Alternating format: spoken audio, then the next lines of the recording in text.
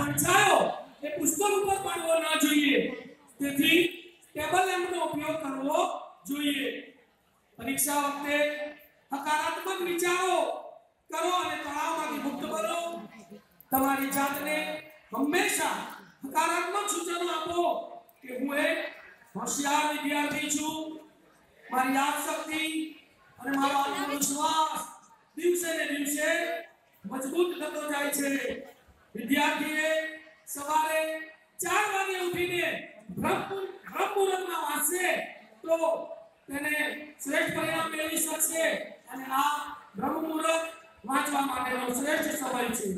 પરીક્ષા આપતી વખતે એક સૌથી મહત્વની ટીપ, 100% પરીક્ષામાં સફળ થવું છે આપને તો યાદ રાખજો, લખી લેજો કે જ્યારે આપ પરીક્ષા આપવા જાઓ છો ત્યારે એક પ્લાસ્ટિકની થેલીમાં થોડો મીઠા ગુંઠાનો ટુકડો, કપૂરની ગોટી અને ફટકડી રાખીને જોડે લઈ જજો, જેથી કરીને આપની પાસે કોઈ નેગેટિવ ઉર્જા નહીં આવે અને આપ 100% પરીક્ષામાં સફળ થશો એની મારી ખાતરી છે।